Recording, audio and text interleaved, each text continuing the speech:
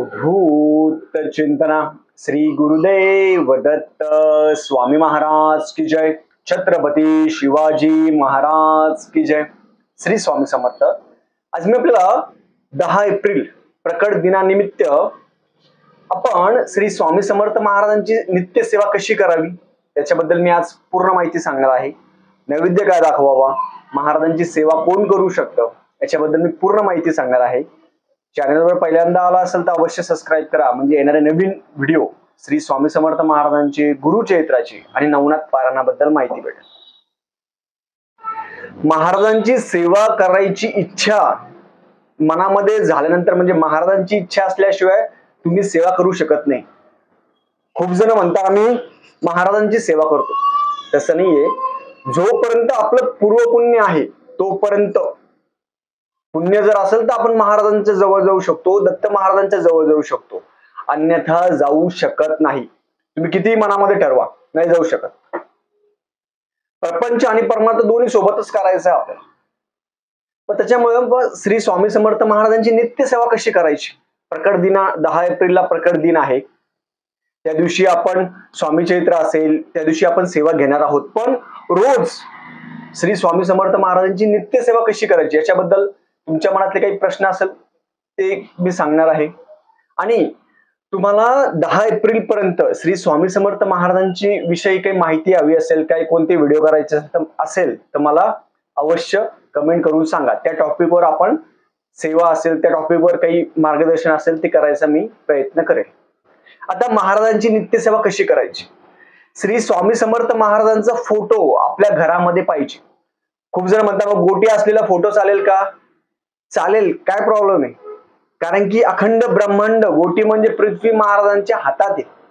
अखंड ब्रह्मांडाचे नायक चालक पालक आहे महाराज, म्हणून फोटोवरून वादविवाद करू नका। खूप जण म्हणतात हे फोटो चालत नाही, तो फोटो चालत, तसं काही नाही। कारण की महाराज महत्वाचे, आपल्याला महत्वाचं कोण पाहिजे? महाराज पाहिजे। कधी पण लक्षात ठेवा, महाराज कुठेही असू द्या, महाराज स्मशानामध्ये जरी असले तिथे दर्शन घ्यायला लोक जात होते। जेव्हा अक्कलकोटमध्ये महाराज एका ठिकाणी बसत नव्हते, महाराज कुठेही थांबायचे, कुठेही जायचे। तसंच तुम्ही फोटोमध्ये महाराज बघितलं, तुम्हाला महाराजांचं नाव जरी दिसलं, गाडीवर नाव दिसलं, फोटोमध्ये नाव दिसलं, तर तुमचं नमस्कार तुम्ही महाराजांना केला पाहिजे। महाराजांची नित्य सेवा रोज कशी करायची, तुम्ही महाराजांचा फोटो घरामध्ये आपला ठेवावा, कसाही ठेवा, छोटा ठेवा, मोठा ठेवा। तुम्ही जास्त मोठा जरी ठेवला तिथं पण महाराज आहे, छोटा ठेवला तरी पण महाराज आहे। महाराजांची नित्य सेवा कोणीही करू शकतं। महाराजांना तुम्ही नैवेद्य असेल, रोज नैवेद्य दाखवायचा, वरम भात भाजी पोळी हा नैवेद्य तुम्ही दाखवू शकता। खूप जण महाराजांना चहा दाखवता, कारण की जे घर असतं, हे जे आपलं घर आहे हे महाराजांचं आहे, ही आपली भावना पाहिजे, मनातून पाहिजे, नुसतं करायचं म्हणून करायचं नाही। महाराजांना खूप जण, एक सेवेकरी आहे, त्यांच्या घरी गेलो होतो मी, ते महाराजांना सकाळी उठल्यानंतर त्यांचं स्नान झाल्यानंतर महाराजांना तांब्या भरून पाणी ठेवतात। सेवेकरीचं स्नान सगळं झाल्यानंतर ते महाराजांना तांब्या भरून पाणी ठेवता, चहा ठेवता, नाश्ता केला असेल तर नाश्ता ठेवता। परत दुपारचं 10:30-11 वाजता जेव्हा स्वयंपाक होईल किंवा पोळी चपाती भाजी महाराजांच्या नावाने बाजूला काढून तो नैवेद्य महाराजांना दाखवता। आणि संध्याकाळच्या वेळेस तसंच नैवेद्य आहे तो महाराजांना दाखवून, तो प्रसाद आहे तो सगळेजण ग्रहण करता। विचार करा, महाराजांना दाखवलेला नैवेद्य मध्ये किती ताकद आहे। तुमच्या घरामध्ये किती दोष असू द्या, पूर्ण वास्तु दोष असू द्या, पूर्ण काही गरज नाही, तुम्हाला तोडफोड करायची गरज नाही। तुमच्या पत्रिकेत किती दोष असू द्या, जो रोज नित्य नियमाने महाराजांना 2 टाइम नैवेद्य दाखवतो त्याच्या घरामध्ये साक्षात लक्ष्मी असते। काहीच गरज नाही तुम्हाला कुठं जायची, कोणाच्या खेट्या घालायची गरज नाही, कोणाच्या पाया पडायची गरज नाही। महाराज सर्वस्व आहेत, महाराजच आपल्या घरी ना, मग काय गरज आहे? महाराजांना आपण कसं करतो, आपलं घरात बघतच नाही आपण, महाराज आहे नाही, चालले इकडं चालले तिकडं। घरामध्ये महाराज आहे, अधिष्ठान महाराजांचं घरामध्ये असावं सगळ्यात प्रथम, ही नित्य सेवा। अधिष्ठान महाराजांच्या घरी आपल्या घरामध्ये असावं, महाराजांना मुजरा करायचा। तुम्ही ऑफिसला जाणार, बाहेर जाणार, महाराजांना सांगून जायचं घरी आल्यानंतर महाराजांचं दर्शन घ्यायचं. दिवसभरातला तुमचा थकवा असेल, दिवसभरातला ताण तणाव हे महाराजांशी शेअर करायचं. महाराजांच्या समोर 10 मिनिटं बसायचं, महाराजांशी बोलायचं. तुम्हाला हे कोणी सांगणार नाही. हे मनापासून करायचं, मनापासून करायचं. सुख दुःखामध्ये महाराजांना सोबत घ्यायचं, कारण की हे जे घर आहे ते महाराजांचं आहे. मी करत असतो दिवसभरामध्ये जो ऑफिसमध्ये ताण तणाव असतो, खूप ताण होतो, मग त्याचा जो आहे तर संध्याकाळी महाराजांच्या जवळ बसायचं, महाराजांशी बोलायचं. सुख बोला, दुःख बोला, महाराजांशी सगळं बोला, रडा महाराजांजवळ, पण मन मोकळं करा. 2 टाइम नैवेद्य आपला 2 टाइम नैवेद्य झाला, नित्य सेवेमध्ये 2 टाइम नैवेद्य झाला. परत तुम्ही काय करायचं, जेव्हा स्वयंपाक करणार, स्वयंपाक करायच्या अगोदर त्याच्यामध्ये थोडं दूध टाकायचं, तव्यावर थोडं दूध टाकायचं. तरी पण घरातले जे दोष असतात, ते घरातले निगेटिव्ह थॉट्स सगळे कमी होत असतात. तवा असेल त्याच्यामध्ये थोडं दूध टाका, नंतर चपाती पोळी करा. हे झालं. रोज नैवेद्य, रोज सेवा काय करायची महाराजांची, रोज तुम्ही नामस्मरण करायचं. 11 माळी करा. 3 अध्याय स्वामी चरित्रेचे नित्य नियमाने वाचायचे. 11 माळी करायला खूप जण म्हणणार, दादा मला मग 50 मिनिटं आम्ही बसू शकत नाही, 30 मिनिटं बसू शकत नाही. तुम्ही चालता बसता उठता मुखी नाम घ्यावे. श्री स्वामी समर्थ, श्री स्वामी समर्थ हा जप आहे. तुम्ही चालता बसता उठता कंटिन्यू घेत राहायचं. तुम्ही रिकाम बसले, रिकाम जे माइंड असतं तर आपल्या मनामध्ये निगेटिव्ह थॉट्स येत असतात. म्हणून कंटिन्यू स्वामी समर्थ महाराजांचं नामस्मरण घेत राहायचं. आणि नामस्मरण जेवढं घेणार ते लिहून ठेवायचं. तसंच ठेवायचं नाही, लिहून ठेवायचं. रोज 11 माळी जप करायचा प्रयत्न करायचा. 11 माळी जप आहे. 11 माळी जप असेल, स्वामी चरित्र असेल, स्वामी चरित्राचे रोज 3 अध्याय वाचायचे. स्वामी चरित्र म्हणजे काय, महाराजांचं चरित्र आहे. 21 अध्याय पोथी आहे. ते कोणत्याही प्रकाशनाचं वाचा, असं नाही यांचंच वाचा त्यांचंच वाचा, कोणत्याही प्रकाशनाचं वाचा.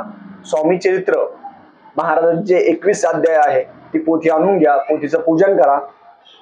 जर रोज क्रमशः 3 अध्याय वाचायचे तर 11 माळी आपण जे करतो, 11 माळी करतो म्हणजे आपण 11 माळी करतो म्हणजे उपकार करतो का? 11 माळी मधली 1 माळ आपल्या गुरूंची असते, 1 माळ पितरांची, 1 माळ पूर्वज जे असेल ते, नंतर आई वडील, कर्म, देवता ऋण असेल. आपल्या सगळ्यांच्या माळी झाल्यानंतर 1 माळ शेवटी आपल्याला राहत असते. म्हणून 11 माळी आहे त्या मनापासून करायला पाहिजे. ताण घेऊन नाही करायचं, मनापासून करायचं. स्वामी चरित्र खूप जण म्हणतात, दादा मग रोज 3 अध्याय का बरं वाचायचे? कारण की स्वामी चरित्रामध्ये चोळप्पा महाराज, बाप्पा महाराज, सुंदराबाई, देव मामलेदार, स्वामी सूत यांचं चरित्र आहे. आणि यांच्या चरित्रामध्ये महाराजांनी त्यांनी त्या काळी कशी सेवा केली. लोक त्यांना नावं ठेवायची, लोक शिव्या घालायची, तरी पण त्यांनी महाराजांची सेवा सोडली नाही. महाराजांची सेवा सोडली का? नाही सर. त्या काळामध्ये सोशल मीडिया होता का? नव्हता. त्या काळामध्ये महाराजांची नित्य उपासना कशी करायची? ते नामस्मरण.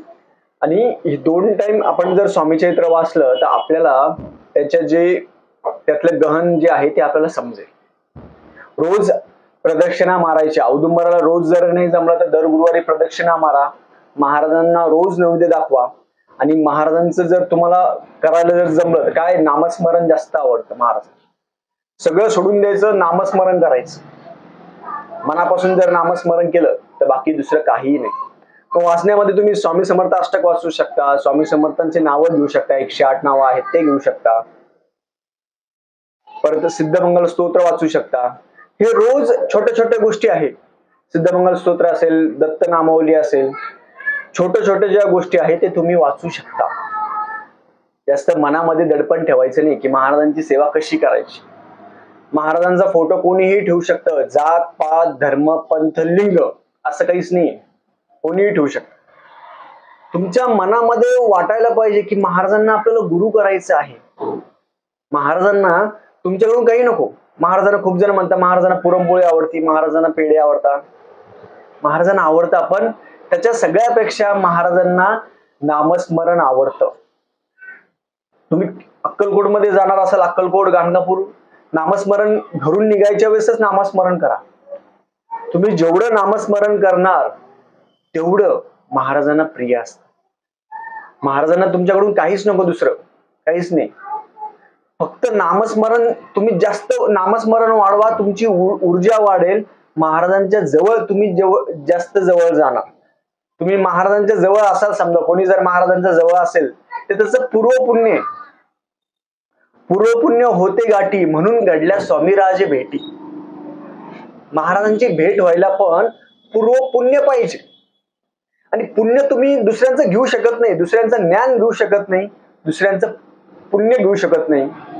प्रत्येक माणूस वेगळा आहे, पाची बोट सारखे नाहीये. म्हणून दुसऱ्यांची बरोबरी कधीही करायची नाही. कोण काय करतय, आपण काय करतोय याच्याकडे लक्ष द्या. महाराजांची सेवा, खूप जण म्हणतात महाराजांची सेवा म्हणजे आम्हाला अभिषेकच भेटला पाहिजे, आम्हाला हेच भेटलं पाहिजे. तसं नाही. जो साफसफाई करतो, जो फरशा पुसतो, जो भांडी घासतो, जो साफसफाई करतो, त्याच्याकडेच महाराजांचं लक्ष जास्त असतं. तुम्ही लोकांशी कसे वागता त्याच्यावर महाराजांचं लक्ष असतं. ना की तुम्ही कितीही अभिषेक केले आणि काही केले आणि लोकांना शिव्या घालू लागले, शून्य आहे सगळं. म्हणून महाराजांची नित्य सेवा आहे ती रोज करायची. मनामध्ये किंतु परंतु आणू नका. तुमच्या दिवसभरामध्ये 11 माळी करणं शक्य नसेल, दिवसभरात 11 माळी वाटून घ्या आणि मन स्थिर करून जेवढ्या माळी करता येईल तेवढं मन स्थिर करून करा.